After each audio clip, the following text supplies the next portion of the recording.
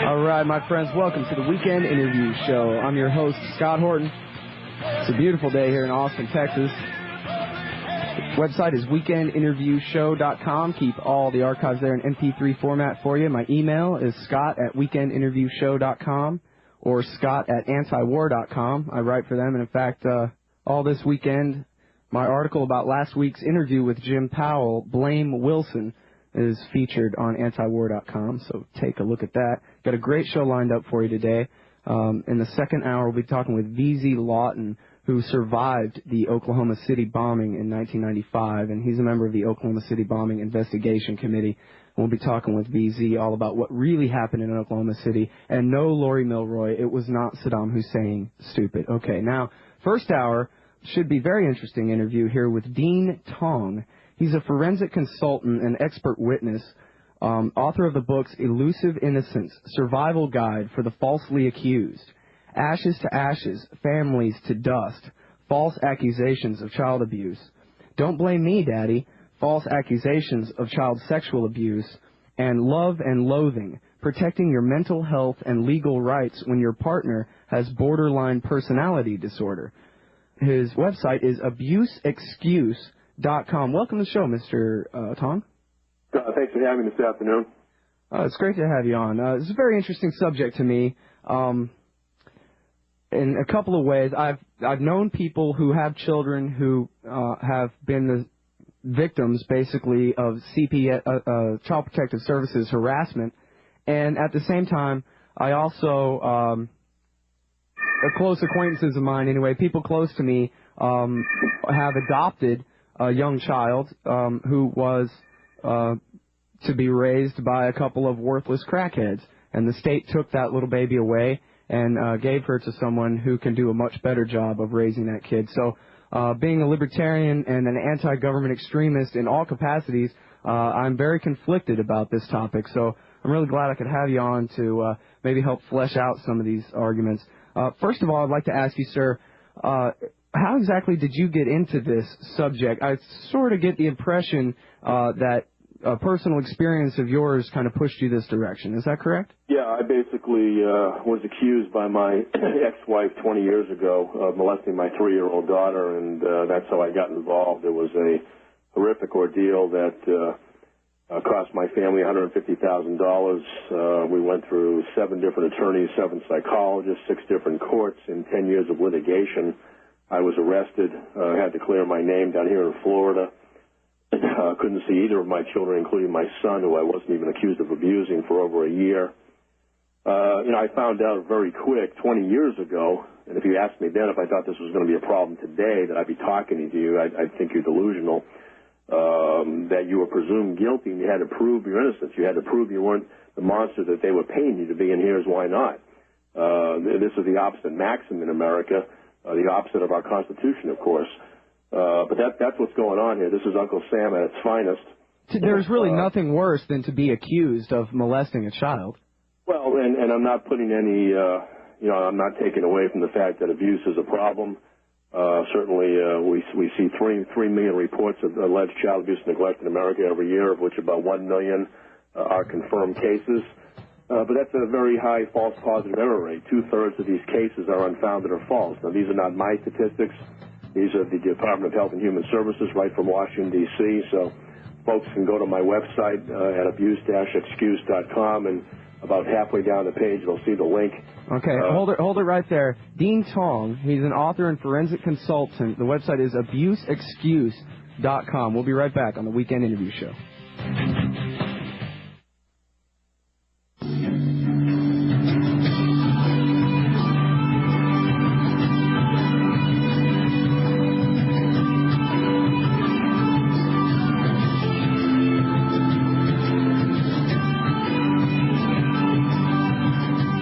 All right, my friends, welcome back to the Weekend Interview Show. I'm Scott Horton. I'm talking with Dean Tong. He's the author of the books Elusive Innocence, A Survival Guide for the Falsely Accused, and Ashes to Ashes, Families to Dust, False Accusations of Child Abuse, and many others. His website is abuse-excuse.com. Now, Mr. Tong, probably, 5 or 6 years ago, me and my favorite auntie were walking through the grocery store, and a little girl started crying and saying, "I can't find my mommy, I can't find my mommy." And I began to walk over toward the little girl, and my auntie grabbed my arm, and she said, "Don't you do that. Times have changed. When I was a little girl, if something like that happened, of course, you run up, you grab the little girl, you help her find her mommy, and everything is fine. But these days, you would be making a terrible, terrible mistake to do that. If you're really concerned about the little girl, what you should do is stand 100 feet away and make sure nobody else kidnaps her until her mommy shows up. But don't you touch her, because you're putting yourself in grave danger." Yeah, that's correct. We're living in no-touch rules America 2005. You can wind up like Michael Jackson in a situation like that. So this is basically what's called in the law in loco parentis parens patriae. The state is parental babysitters. If you read the book, It Takes a Village by Hillary Clinton. The state as parental babysitters. Yeah, basically, my point is your kids are not your kids. They're the state's kids, and they are raised by the state. At any time, an anonymous phone call can be made, and the Department of Protective and Regulatory Services, what's now called the Department of Family and Protective Services in Texas, can come in without your say-so and can knock on your door and say, "I want to see your child." Now, they can do that either at the school or at your house, and if you refuse to let them in, by God, they will get a warrant. They will get the authorities to let themselves in. And, of course, if you then resist, they'll take you in for obstruction of justice or whatever they want to conjure up. So they can make a mountain out of a molehill, and they oftentimes do. So we see both sides of the coin. We see the system charged to protect children at risk not doing that to the point where kids die, especially in my state of Florida, to the other side where witch hunts are conducted. And, of course, we've had several examples of those since I went through my ordeal 20 years ago. I'm talking about McMartin, California, to most recently Wenatchee in Washington. And then, of course, you get the other side where you get pedophilia covered up, for example, within the Catholic Church. Well, and to be fair, obviously, when CPS lets a kid stay in an abusive situation, a kid ends up dying of it, or when perfectly okay parents get their kids taken, that's what gets all the coverage. Clearly, there are times when the CPS does their job right? Absolutely. There are many good social workers out there. There are good sex crime detectives. There are good child protective investigators. Unfortunately, however, you do get many that are undertrained and don't have the education to know the difference in child development and child pathology. What is abuse? What isn't abuse? I had a case one time where, and by the way, I've been hired in these cases from 41 states by parents and attorneys as a trial consultant. But I had a case where a little girl said that her daddy put his pee-pee on her pee-pee, and of course the guy was in jail when I was retained in the case. And what the little girl meant was not that daddy's genitalia touched her genitalia, but that he urinated on top of her urine in the commode she forgot to flush. Oh, nice. Now, this is a linguistic error, but this happens more often than not, especially with very young children, the ages 3 to 5. Very suggestible, impressionable kids. We basically are misconstruing what they're trying to tell us. It's interesting, if you were to listen to Loveline with Adam Carolla and Dr. Drew on the average night, you might get the impression that everybody rapes their kids. I mean, those kids call in. I've listened to that show quite a few times. We're very sensitized to these issues in America. This is a very socialized institution in this country. My wife is Vietnamese, and sure they have to worry about putting rice and food on the table over there, more so than the government making sure that the house is clean and that the kids look nice and well clothed and everything else. This is a very, very top issue in this country, and the thing that I have a problem with, of course, is the bottom line money factor. This is not just a child protection agency. It is an industry. It is an establishment. I've always said that if we took the profit away from child protection, the solution would go a long way towards correcting itself. Well, they have a monopoly, and they have the same problem of all government agencies. The market does not rule what they do. They get paid anyway, whether what they do is right or wrong. They're getting paid with tax money that we don't have a choice but to pay them. And so they suck. But that makes them the same as every other government agency. So how do we set up a CPS system that will get it right? Well, we first have to go back to the drawing board, Scott. That's going to necessitate a national task force to examine where it was, where it is, and how we fix it to where we should be going. It's the same thing that I basically do when I get involved in a case, when I have to work with legal counsel. That's why there's a section in my book, How to Choose Your Attorney. Not many lawyers know how to successfully try and litigate these cases. Same thing here with CPS.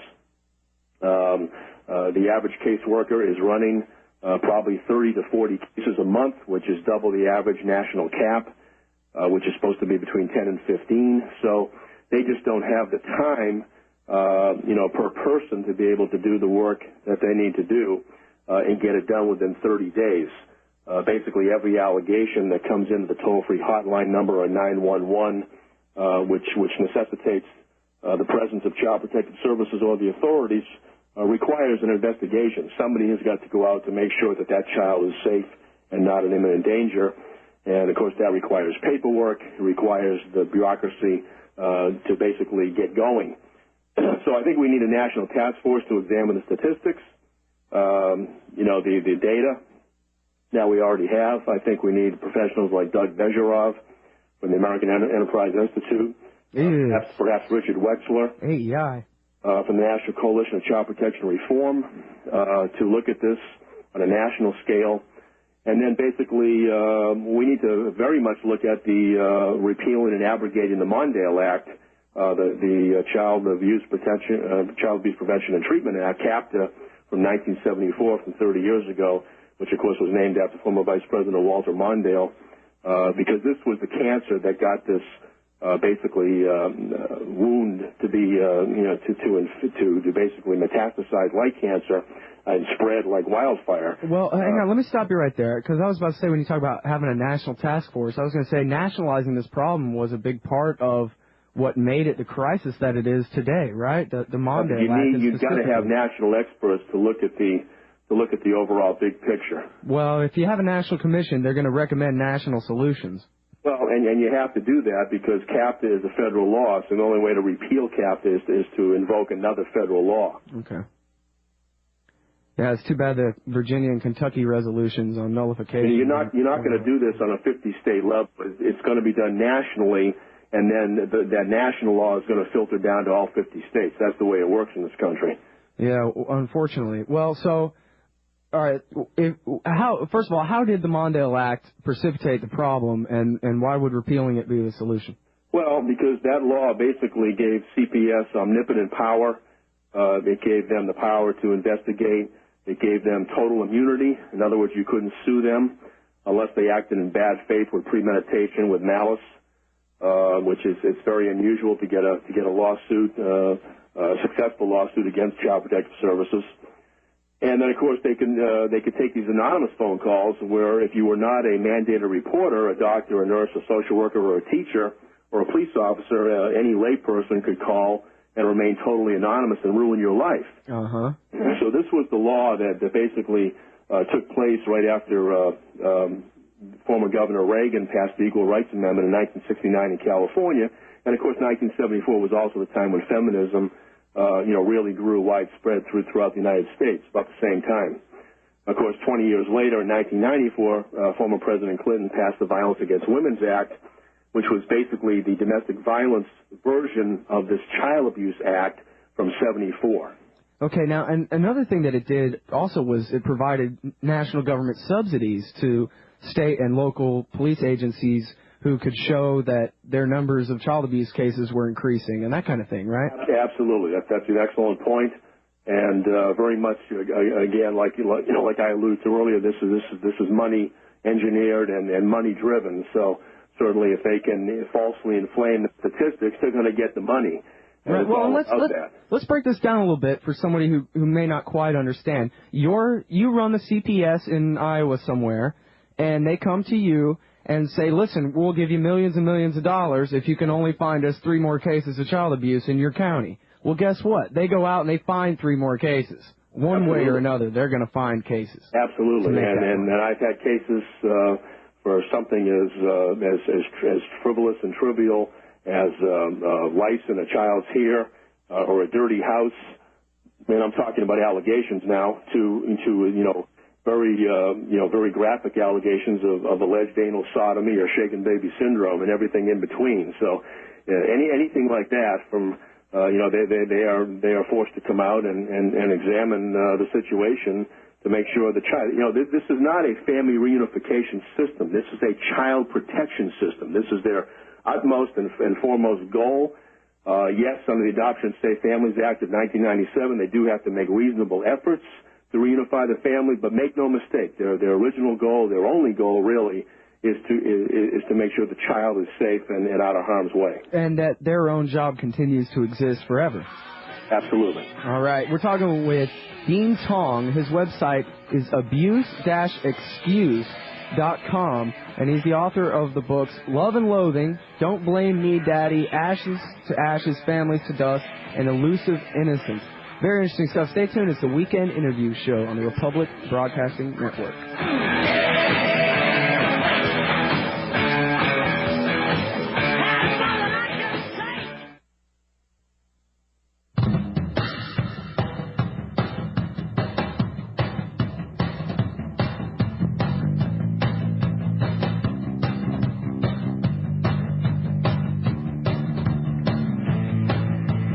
All right, my friends, welcome back.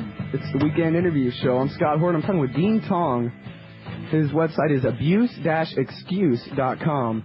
He's a forensic consultant and expert witness in child abuse cases. He's the author of the books Elusive Innocence, Ashes to Ashes, Families to Dust, Don't Blame Me, Daddy, and Love and Loathing.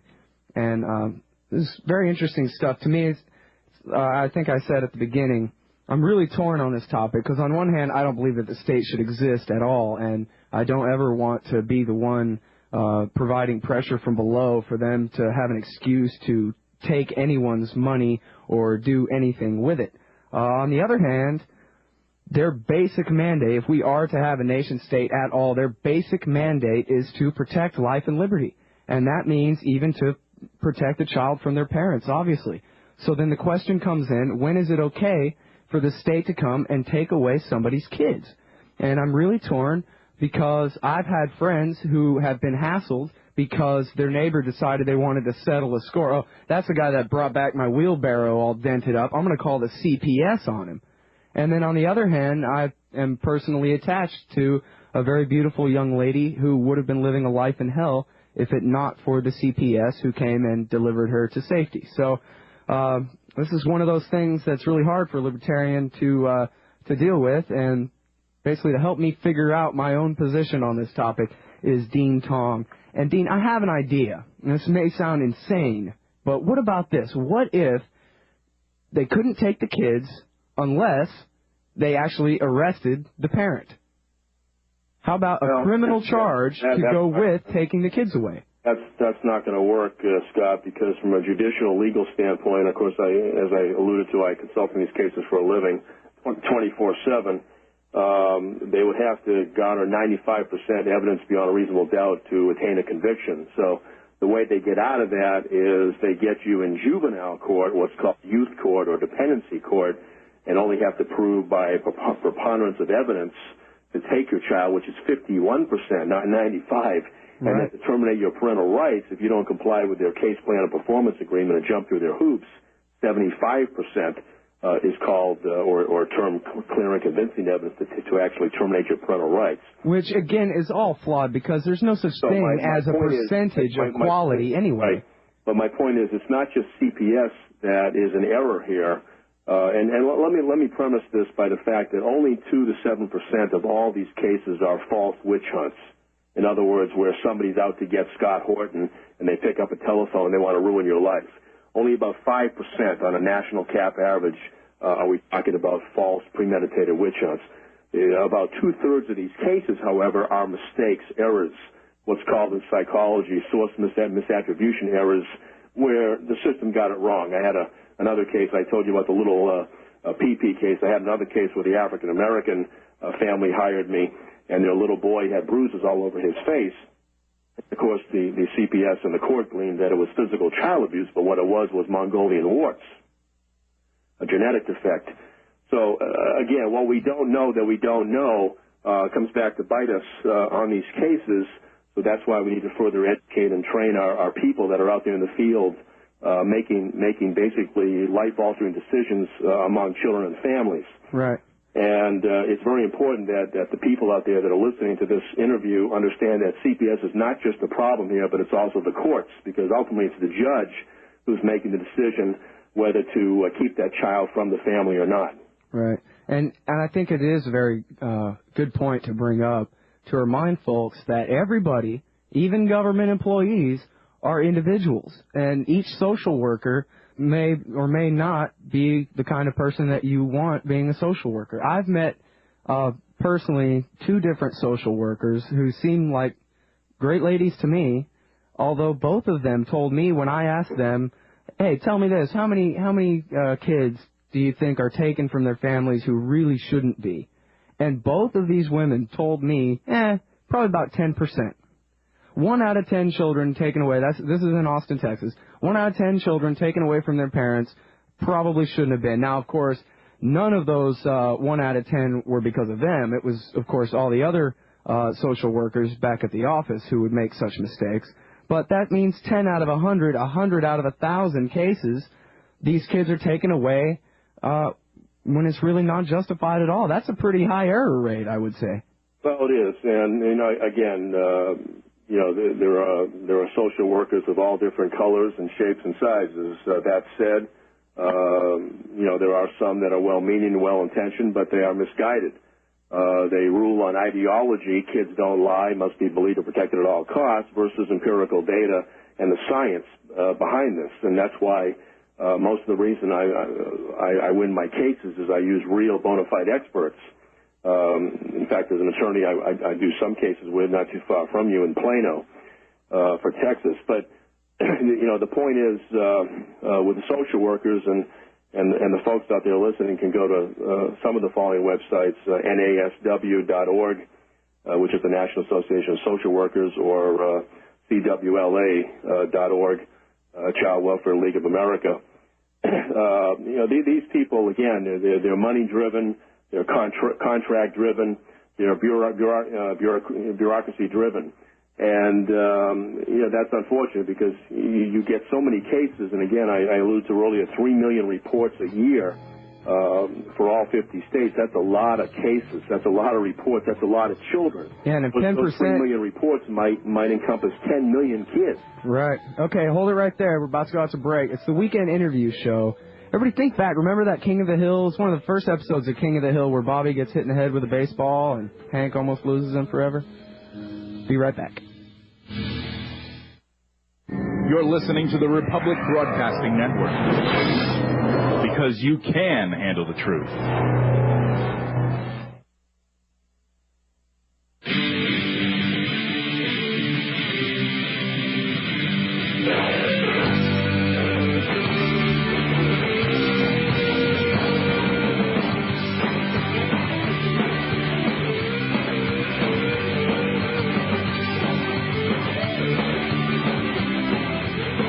All right, my friends, welcome back to the Weekend Interview Show on the Republic Broadcasting Network. I'm Scott Horton, and my guest is Dean Tong. His website is abuseexcuse.com. He's the author of the books Elusive Innocence, Ashes to Ashes, Families to Dust, Don't Blame Me, Daddy, and Love and Loathing. Interesting title there, Love and Loathing, Protecting Your Mental Health and Legal Rights When Your Partner Has Borderline Personality Disorder. What's borderline personality disorder? Is that like the mom on The Sopranos? Actually, Scott, it's 301.83 in the DSM-4. It's a pervasive personality mental health disorder that is featured by usually women. I'm not trying to be gender stereotype here, but of the 6 million people that show this disorder, 75% of the same are women. But typically suicidal ideations, histrionic-type behavior, self-mutilation. The way it got its name were people who got involved in borderline relationships. So many of these borderline people, usually women, are on the verge of divorcing. And I think the central thing here with these people is they can't see gray. They only see black or white, what's called splitting, which means when you get involved with these people, you're going to wind up in protracted litigation. You're going to be going to court until the end. And a lot of these people are required to go on Prozac or Paxil or Zoloft or Wellbutrin, some antidepressant by a psychiatrist. And it's a very severe disorder. Which reminds me, I didn't get to ask you whether you had a happy ending to your case. Well, happy in that the state of Florida dropped charges against me, but unhappy in that I never got to see my kids alone overnight until they emancipated and reached the age of 18. Oftentimes in these cases, while CPS gets the ball rolling, the courts err on the side of caution, on the side of abuse, on the side of children. It's in that Las Vegas 50% crapshoot line, and it's a dice toss, and the courts they're just not sure, so they're not going to make the mistake by putting the child back with a possible predator, and that way they would rather do a parentectomy or what I call a fatherectomy, and eviscerate father from the life of the child and vice versa. And they do it quite often. I don't leave it in that area. Obviously, when I get involved in cases, again, as I alluded to, take no prisoners. This is a war. We use very credentialed experts. But people out there listening need to understand that the system has unlimited resources. When I get involved, you get as much justice as you can afford. Sad but true. This is America. The only way you're really going to beat these people and defeat them at their own game is to spend money and hire real experts. You know, you talked about earlier how the children are, I guess there's probably nothing in the law that actually says it this way, but at least they're de facto wards of the state. The government basically lets you have your own kids as long as they feel like it. And this brings up the question to me. In fact, the first time I ever heard the term ward of the state, I was told that I was a ward of the state by my government school principal when I was in 9th grade, to which I replied, big F you, I belong to my father, and I ran. But this brings up to me the idea that really the biggest child abusers in America is the government in the first place, in the government schools. There's a story, I don't know if you go to the LouRockwell.com blog, there's a story up there from yesterday about a 5-year-old girl who was handcuffed by the police in her government school. And the guy who entered the blog entry went on to comment that if she does not learn her lesson, that she's going to do what the state says or else. If she does not take her lesson well, she's going to find her brain full of psychotropic drugs. Or they're going to, and this has happened many times that I've heard of, you have to give your kids Paxil or lithium or Prozac or Ritalin, and if you don't, you're going to lose your kid. Well, for not putting them on drugs. You know, make no mistake, the state originally, out of the gate, does call the shots. Again, if you have deep pockets, if you have that war chest and you can hire me as the consultant, you can get an expert attorney, a dream team with the right medical and mental health experts involved. It's not going to be CPS's way. It's not going to be the government's way. But these people have a lot of money to spend. This is a huge industry, as I've mentioned. They're going to try to cover their own. It's the fox guarding the hen house. And they can order your kid to be put on drugs against your permission.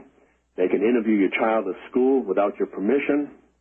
They can have medical rape examinations done of your child without your permission.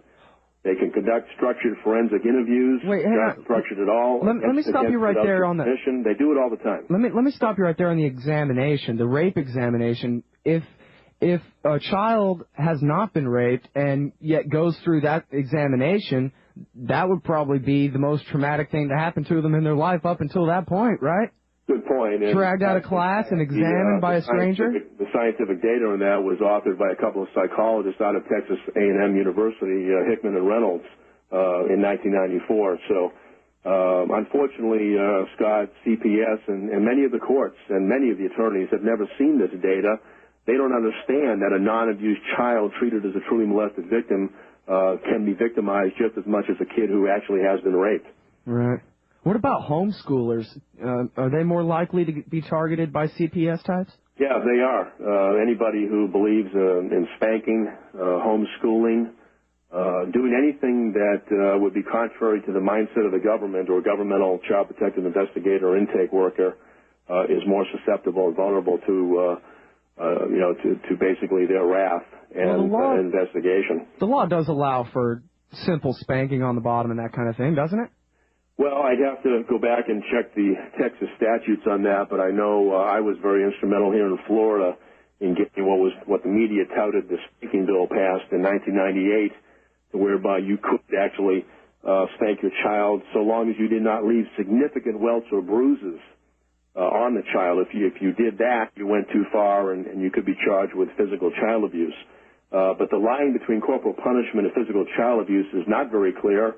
It's very ambiguous and vague, and for parents who don't know, you better be careful because you could cross that line. Well, and like you say, you've mentioned a few times about how much money it takes to defend yourself from a case like this. What if you just don't have any money to hire Dean Tong to help be your consultant? You're just screwed. You lose your kid. You never see him again? I mean, there are some websites out there, cpswatch.com, vocalinfo.org, that can help you.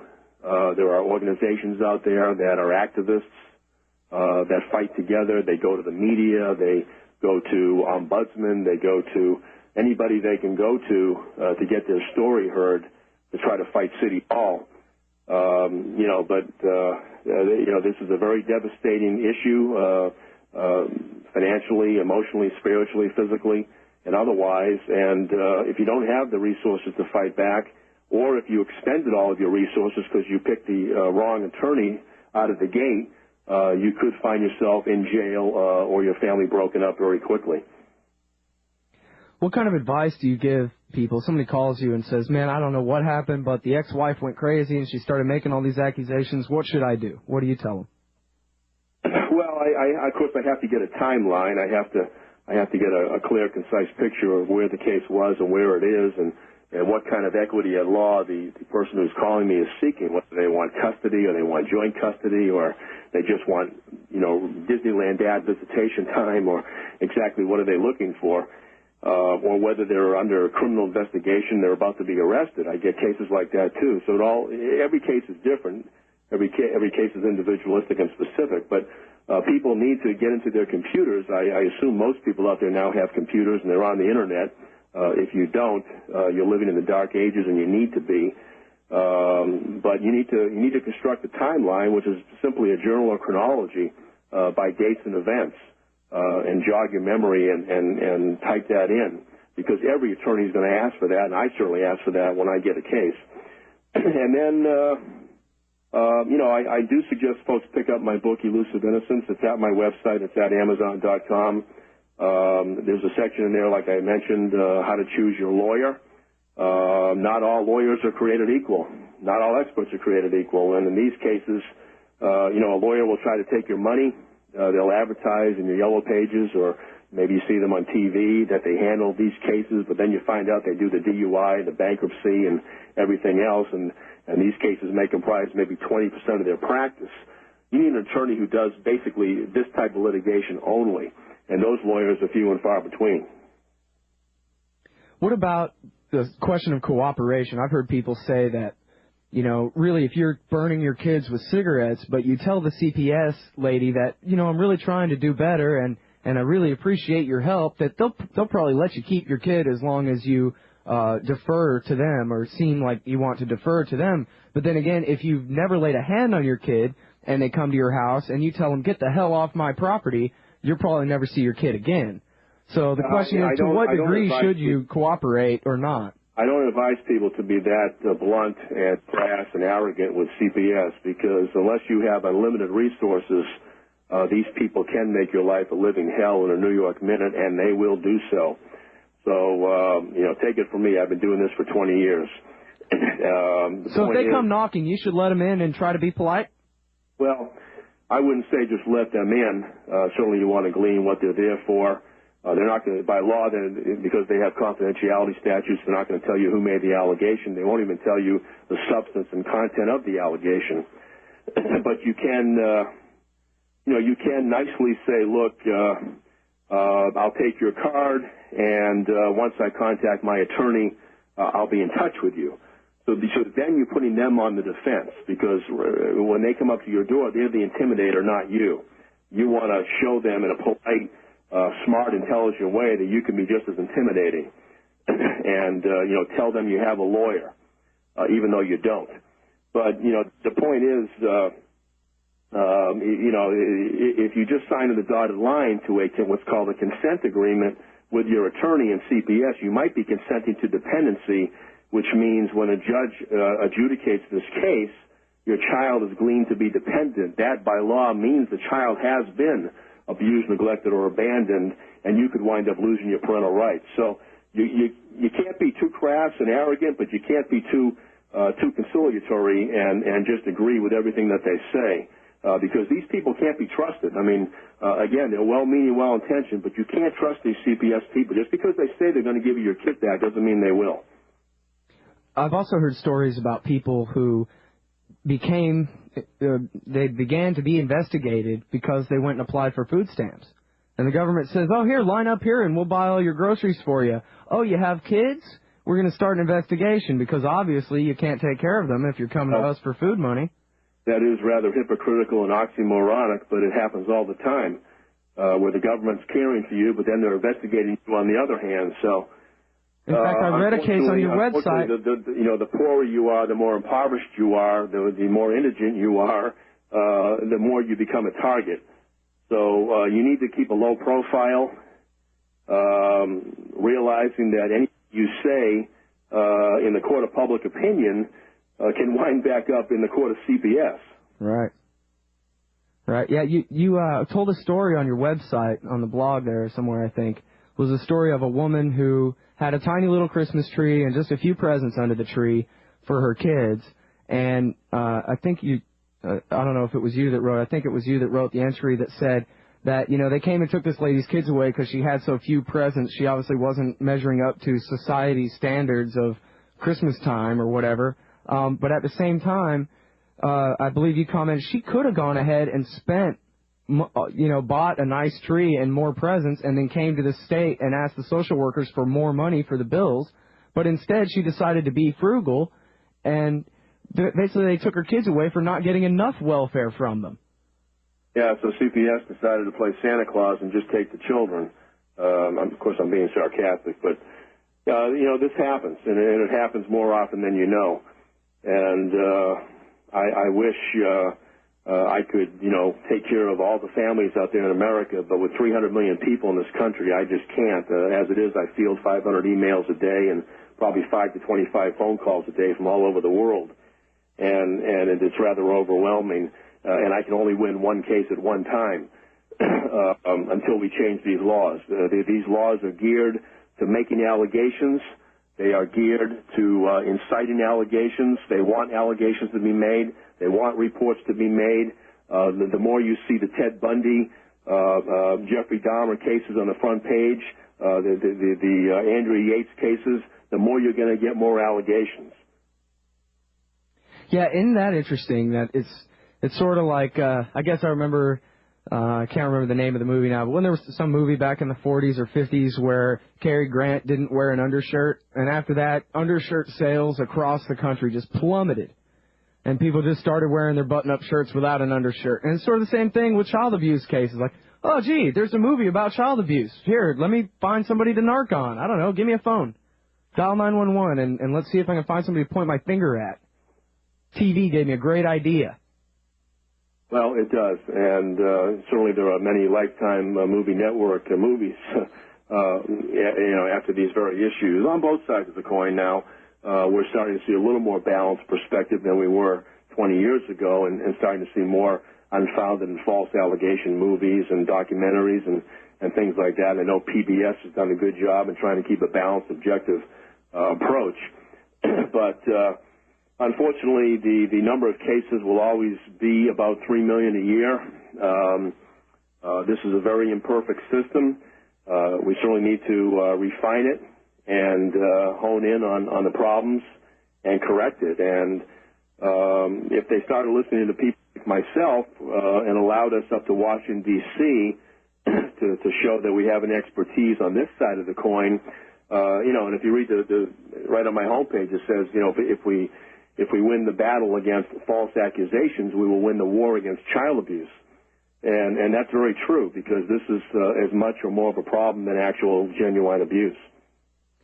All right, everybody. It's the Weekend Interview Show. I'm Scott Horton. I'm talking with Dean Tong.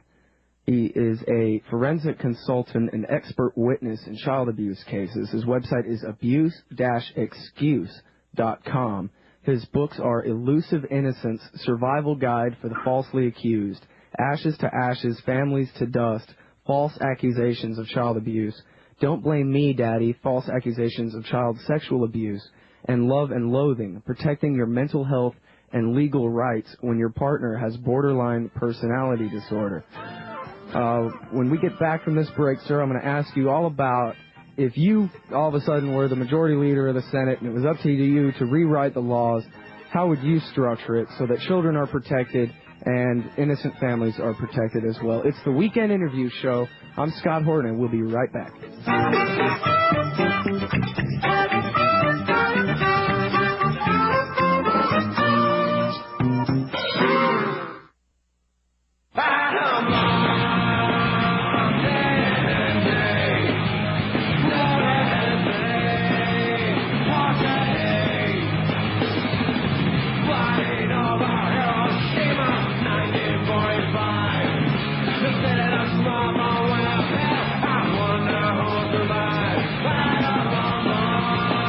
All right, welcome back to the Weekend Interview Show. I'm Scott Horton, talking with Dean Tong from abuse-excuse.com.